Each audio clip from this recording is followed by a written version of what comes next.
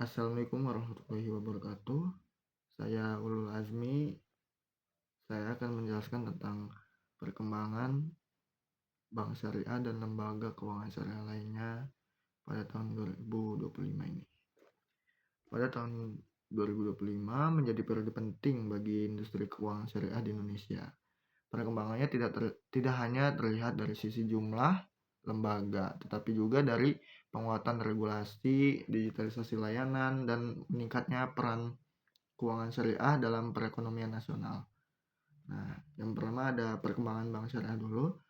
Pada tahun 2025 ini, perkembangan bank syariah menunjukkan pertumbuhan yang stabil dan semakin kompetitif. Bank Syariah Indonesia atau BSI tetap menjadi motor utama perbankan syariah nasional. Di tahun ini, BSI fokus pada perluasan pembiayaan sektor UMKM dan industri halal. Lalu ada penguatan layanan digital seperti mobile banking syariah. Kemudian ada peningkatan pembiayaan berbasis prinsip bagi hasil. Selain BSI, Bank Umum Syariah dan unit usaha syariah lainnya juga memperkuat perannya, terutama dalam pembiayaan konsumtif, pembiayaan rumah berbasis akad murabahah dan musyarakah, serta pembiayaan usaha mikro. Secara umum, pada tahun 2025, aset pembiayaan dan dana pihak ketiga bank syariah terus meningkat, meskipun masih menghadapi tantangan dalam meningkatkan pangsa pasar di bank konvensional. Lalu kemudian ada perkembangan lembaga keuangan syariah non-bank selain perbankan, yaitu lembaga keuangan syariah non-bank juga berkembang signifikan pada tahun 2025 ini. Yang pertama ada asuransi syariah.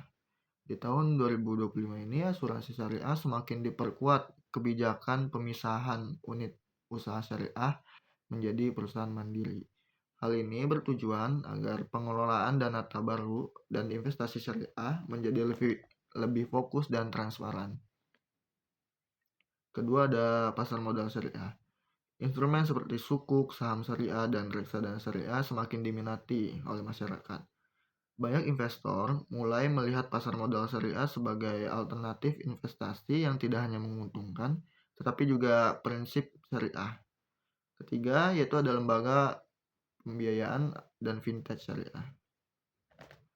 Pada tahun 2025, pembiayaan syariah berbasis teknologi digital semakin berkembang, terutama untuk pembiayaan UMKM, pembiayaan mikro, dan layanan keuangan berbasis akad syariah yang lebih mudah diakses masyarakat.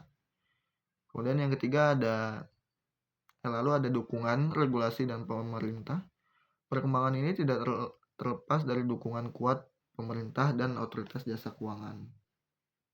Pada tahun 2025 ini, OJK terus memperkuat regulasi keuangan syariah agar lebih stabil dan berdaya asing.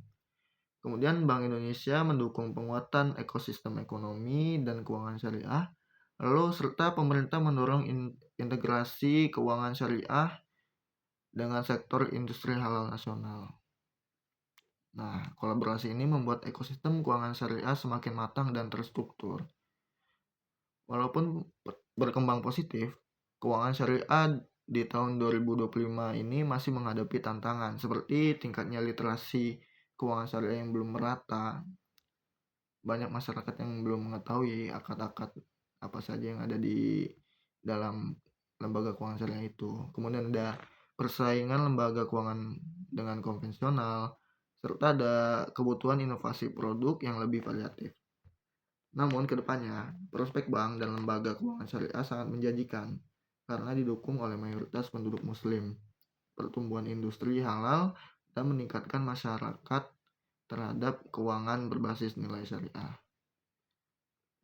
Lalu sebagai kesimpulan, perkembangan bank lembaga keuangan syariah di Indonesia pada tahun 2025 ini menunjukkan tren yang positif dan berkelanjutan.